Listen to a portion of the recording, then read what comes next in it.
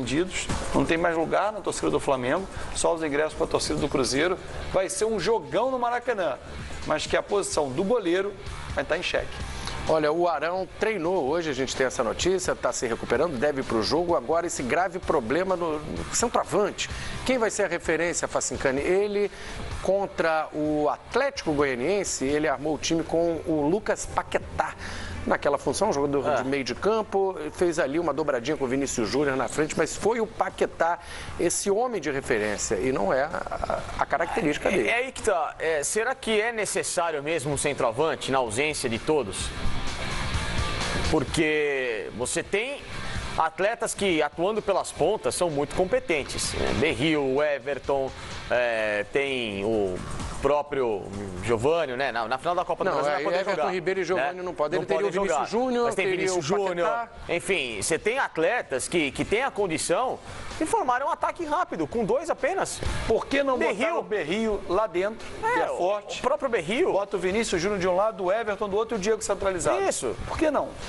Ou então um ataque com apenas dois atacantes liberados. Mas o Paquetá não foi mal quando jogou nessa função. Não foi. Será que ele não fica com essa boa impressão e repete o Pode ser que sim, mas aí é uma questão que dá para se enxergar outra alternativa. Nós aqui às vezes ficamos muito presos nesse estereótipo do centroavante do 9. 2 jogadores de beirada, eles podem infiltrar, né? Eles podem fazer o chamado facão de beirada, né? Vindo aqui das laterais e penetrarem na diagonal para o setor defensivo, entrarem com a agilidade, entrarem pela triangulação de um meia que se aproxima por ali, e você não necessariamente precisa ter um 9 para puxar. Aí você faz com que o meia ou 2 meias se aproximem juntos, façam esse trabalho de inserção ali no meio da zaga, abra o espaço para que os caras pela beirada penetrem.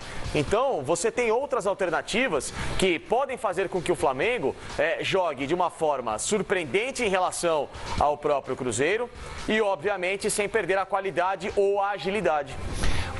Fábio, você colocaria o Berril como centroavante e o Vinícius Júnior na do Berril? Isso, porque quando ele fez isso contra o Atlético Goianiense, o Diego estava no banco. O Diego entrou no segundo. Alguns jogadores foram poupados para aquele jogo contra o Botafogo, dentre eles o René, que depois entrou e se machucou. Aquela história, vou poupar e vou botar e correr no risco. Ele perdeu o René, lembra que depois ele improvisou o Pará contra o Botafogo, botou Rodinei e Pará, apesar do Trauco estar à disposição dele para a Copa do Brasil. Ele não gosta do Trauco, isso é nítido. É nítido, porque quando ele improvisa um jogador da direita na esquerda e ele tem o do ofício ali, está indicado para mim que ele não confia naquele momento, né? Eu colocaria o Berril de 9. Mas o Berril correria pelo lado do campo. Mas ele não precisa ficar centralizado. Você pode ter um Vinícius Júnior, como o Flamengo joga com 3, né? Vinícius Júnior na direita, o Diego centralizado e o Everton na esquerda. E um Berril caindo. Sim. Se ele cai no lado esquerdo para fazer um lado com 3, né? Passando o Pará ou o René, quem jogar por ali com o Everton e ele, o Diego entra, o Vinícius Júnior entra. Você tem opções. Não são jogadores que vão ficar só naquela posição. O Diego só joga aqui, o Vinícius só joga aqui. Não. Por que o Lucas Paquetá não? Por ser jovem. Eu acho que a decisão é os caras mais cascudos. Mas o Vinícius, mais rodados. O Vinícius é jovem, né? Mas dele se espera muito mais do que do Lucas Paquetá. O Lucas foi bem contra o Atlético Goianiense. Nós estamos falando de um Cruzeiro, finalista de Copa do Brasil. Pode repetir a ideia que ele teve? Aí ele barra quem? Vinícius Júnior? Ou barra o Berril? Que o Diego vai jogar.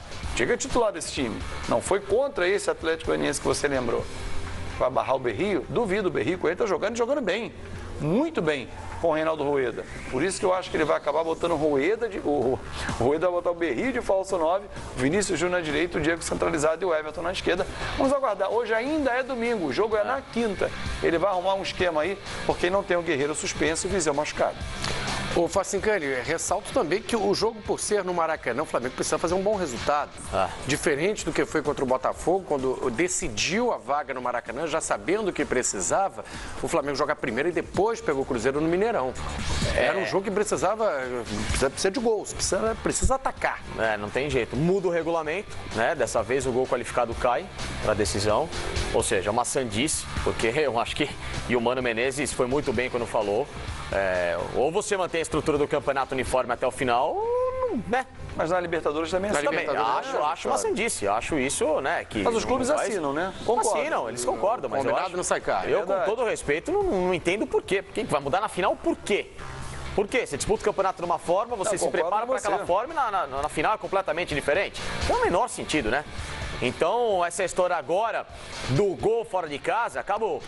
Cruzeiro pode levar a decisão lá para Minas Gerais. Buscar aquele empate. Só mais um motivo, o Flamengo jogar para frente. Exatamente. Não tem preocupação com o gol e joga com o apoio da torcida. 4-3, 5-4, não muda nada. Ganhar o primeiro jogo é fundamental. Levar o empate e, obviamente, de preferência por 2 gols de diferença, porque o time do Cruzeiro já se mostrou capaz de tirar essa vantagem do adversário quando venceu o Grêmio e levou a decisão para os pênaltis. Então, é um jogo pro Flamengo buscar um placar elástico. Elástico é o seguinte, 2 gols de diferença, né? Um placar ótimo para você levar a Minas Gerais. Não é que buscar elástico porque o Cruzeiro é uma porcaria, não. Pelo contrário, a meta tem que ser essa, aniquilar o quanto antes essa força cruzeirense, porque se depender de levar o jogo para BH, o título fica lá. O Flamengo não tem o Rodolfo, o Diego Alves, o Everton Ribeiro e o Giovani. Você acha que a dúvida fica então no gol, Muralha, Thiago? Fica uma dúvida também quem será o centroavante e na lateral esquerda, aí ele vem de Rodinei Pará. Eu acho que sim, a dúvida estaria aí, o Thiago ou Muralha. É uma dúvida, olha, muito pertinente, porque garoto ou a experiência de quem não está bem, que está sendo atacado, ou vou dar moral para quem o acusou, enfim. É difícil, a vida do Rueda não é fácil, mas ele ganha bem para isso, para poder resolver, e ele vê o dia a dia, é o que a gente não vê. A gente, quando passa algumas opiniões aqui pro torcedor, do que a gente pouco vê, porque a gente não tem esse acesso todo. Porque eu podia dizer, olha, mas está treinando muito bem, a gente não vê esse treinamento todo, a gente pega, às vezes nem o treinamento a gente consegue assistir. O Rueda não, fechado, ele está vendo o tempo todo ali, mas eu acho que ele vai na experiência, achismo. Felipe Facincani e Fábio Azevedo, obrigado pela participação de vocês. Chegando ao final do Rodada